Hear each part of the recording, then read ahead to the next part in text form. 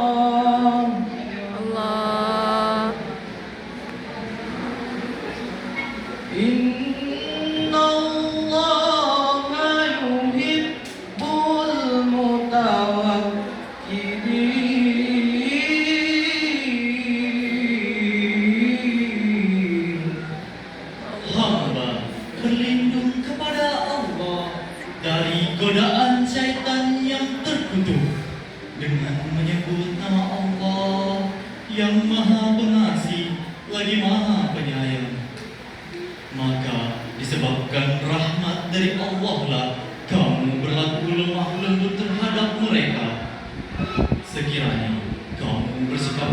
lagi berhati kasar, tentulah mereka menjauhkan diri dari sekelilingmu.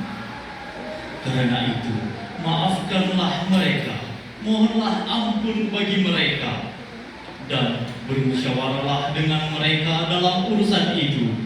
Kemudian, apabila kamu telah membulatkan tekad, maka bertawakallah kepada Allah. Sesungguhnya Allah menyukai orang-orang yang bertawakal kepadanya. Bayangkan seorang nabi yang maksum, yang dijamin kebenarannya oleh Allah, masih diperintahkan untuk bermusyawarah. Apa artinya ini bagi kita yang biasa-biasa saja? Artinya kepemimpinan bukan soal otoritas absolut, tapi soal keterbukaan dan partisipasi. Inilah demokrasi yang Qur'ani, Demokrasi yang beretika. ada 3 pilar etika demokrasi dalam Al-Quran. Yang pertama, musyawarah sebagai pilar kebijakan. Dalam Al-Quran surah Asy-Syura ayat 38, Allah berfirman berikut lantunannya. والذين استجابوا لربهم وأقاموا الصلاة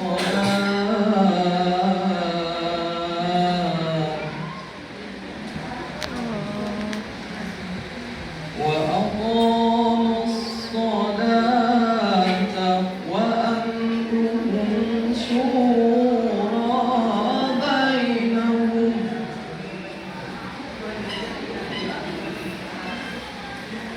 ومما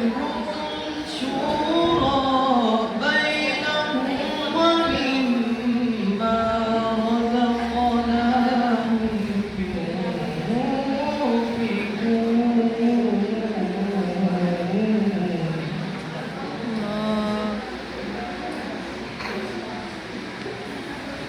وأمرهم شورى بينهم ومما رزقناهم ينفقون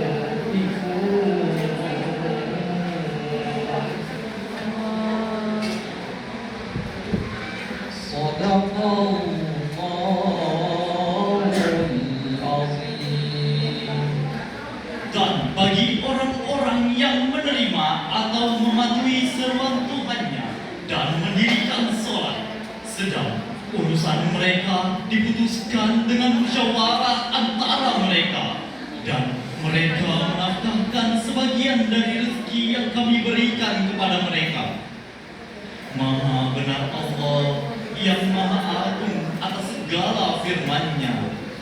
Musyawarah adalah pilar kebijakan, bukan saling serang di media, bukan saling maki di jalanan, tapi duduk bersama, berbicara dengan kepala dingin dan Mencari solusi, bukan menang sendiri.